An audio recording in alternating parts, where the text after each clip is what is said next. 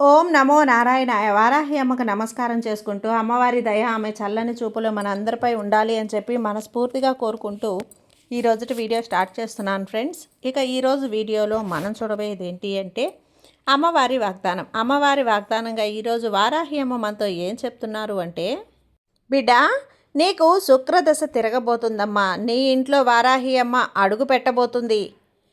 దానివల్ల నీ ఇంట్లో డబ్బుకు లోటు లేకుండా నువ్వు తాకిందలా బంగారం అయ్యేలా అద్భుత అదృష్టం అనేది నీకు కలగబోతుంది. ఇక ఆ శుక్రదశ ఎలా కలగబోతుంది అని నేను చెబుతాను, విను.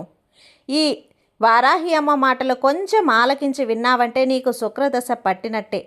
వారాహి అమ్మ నీ చెవిన ఆ మాట పడింది, ఆ సందేశం నీ వెంట పడింది అంటే నీకు శుక్రదశ ఆరంభమైనట్టే. ఆ శుక్రదశ ఆరంభమైతే ఎలా ఉంటుందో తెలుసా? నీ జీవితం అద్భుతంగా ఉంటుంది. ఇప్పటి వరకు నువ్వు ఎన్నో ఇబ్బందులు, అది ముఖ్యంగా ధనం వల్ల, డబ్బు వల్ల, డబ్బు లేక, డబ్బు కోసం ఎన్నో ఇబ్బందులు పడ్డావు. డబ్బు కావాలని ఎంతగానో కష్టపడ్డావు. నీ కష్టానికి ప్రతిఫలం అనేది రాకపోవటంతో నువ్వు ఎంతగానో బాధపడ్డావు. ఆ విషయాలన్నీ కూడా ఈరోజు ఈ వారాహి అమ్మ నీ తల్లిగా నీకు అన్నీ తెలుసమ్మా. అవన్నీ కూడా నీకు తొలగించడానికే ఈరోజు నీ ముందుకు వచ్చాను. కాబట్టి వారాహి అమ్మ తెచ్చినటువంటి ఈ సందేశాన్ని వినే ముందుగా మన ఛానల్ని ఫస్ట్ టైం చూస్తున్నట్లయితే ప్లీజ్ సబ్స్క్రైబ్ చేసుకోండి ఫ్రెండ్స్. వీడియో నచ్చితే కనుక లైక్ చేసి సపోర్ట్ చేయండి. ఇక వీడియోలోకి వెళ్ళబోయే ముందుగా ఒక్కసారి జ్యోతిష్యంలో గొప్ప అనుభవం కలిగినటువంటి గురూజీ సుబ్రహ్మణ్యం రాజు గారు శ్రీ వారాహి అమ్మవారి ఆశీస్సులతో జ్యోతిష్యం చెప్తున్నారు. ఈ గురువుగారు చెప్పింది చెప్పినట్లుగా జరుగుతుందండి. Contact number 7075662225. భార్యాభర్తల మధ్య గొడవలు, విదేశీ ప్రయాణం ఆలస్యం అవటం, ప్రేమ, పెళ్లి, సంతానం లేకపోవటం, కోర్టు సమస్యలు, గృహము మరియు కుటుంబ సమస్యలు, ధనం నిలకడగా లేకపోవటం, నమ్మిన వ్యక్తి మోసం చేయటం, స్త్రీలకు పురుషులకు సంబంధించిన గుప్త సమస్యలు ఎటువంటివైనా రోజుల్లో పరిష్కారం చేయబడును. మీరు ఎంతోమంది దగ్గర జ్యోతిష్యం మరియు పరిష్కారాలు చేయించుకొని నిరాశ చెంది ఉన్నట్లయితే ఒక్కసారి ఆదికొండ దేవతలైన కోయరాజు గారికి కాల్ చేయండి. కోయ గురూజీ గారు కొండదేవత పూజారి సుబ్రహ్మణ్యం రాజు గారు. Contact number 7075662225.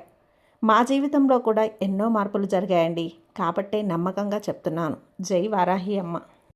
ఇక వీడియోలోకి వచ్చేస్తే, బిడ్డ, నువ్వు డబ్బు కోసం ఎంత ఆరాటపడ్డావు, సంపాదించడానికి ఎంత కష్టపడ్డావు అని రేయింబవల్లో కష్టపడి సంపాదించినటువంటి డబ్బు నెలకొచ్చింది అనేసరికి ఖర్చులతో ఇట్టే ఖర్చు అయిపోతుంది. చేతిలో చిల్లిగవ్వ లేకుండా ఇంకా ఇబ్బందులతో డబ్బు అవసరపడి ఎంతో ఇబ్బంది పడుతున్నావు. ఆ అవసరాలను తీర్చుకోవటానికి అప్పులు చేస్తున్నావు.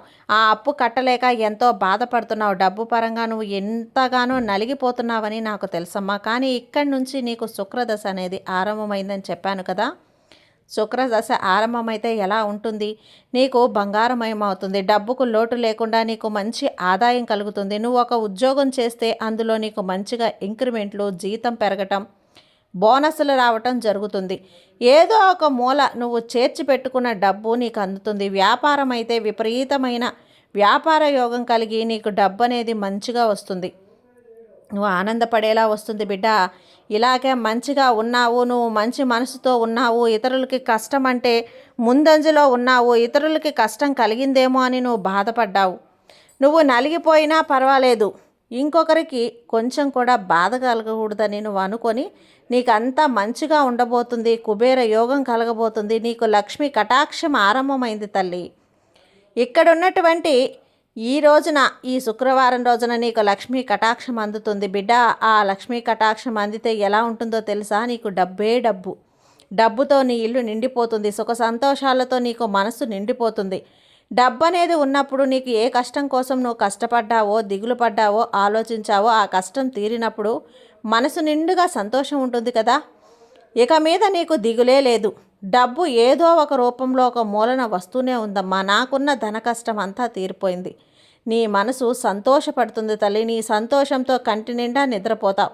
నీ వాళ్లతో సంతోషంగా కాలం గడుపుతావు. ఇంట్లోకి వెళ్తే ఏ ఇబ్బంది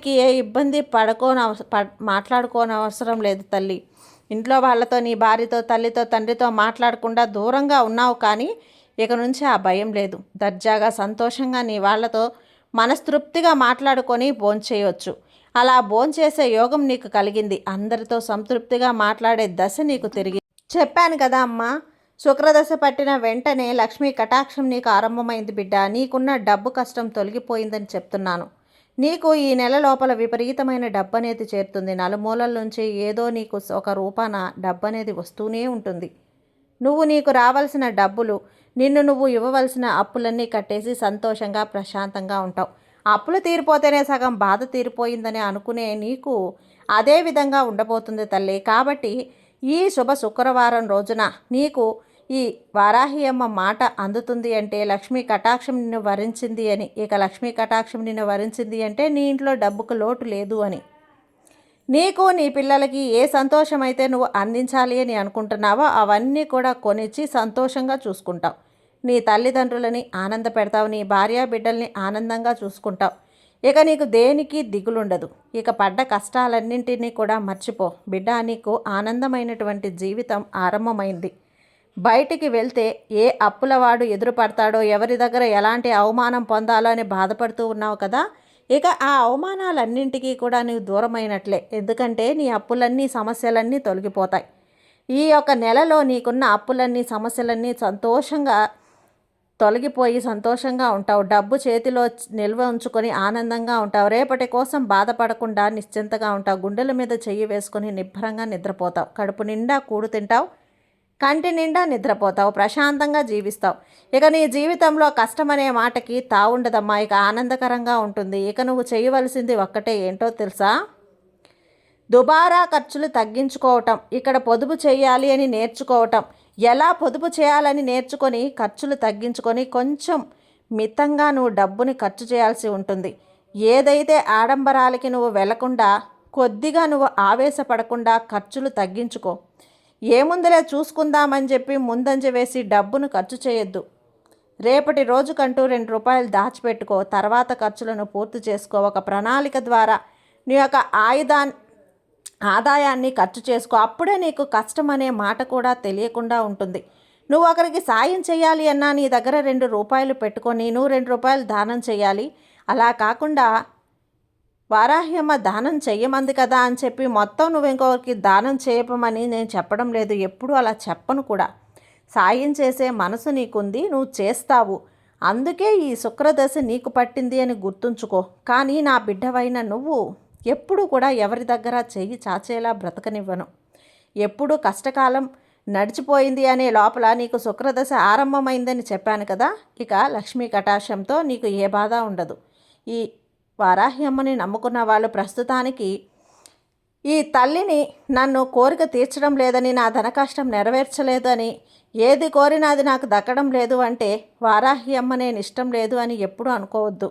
నా బిడ్డలకు నా భక్తులకు నేను సమానంగా చూసుకుంటాను. కానీ వారికి ఏది ముఖ్యం, ఏది మంచిది అని చూసి ఇస్తాను. అందులో నా పిల్లల్ని నేను మార్చుకుంటాను, చూస్తాను.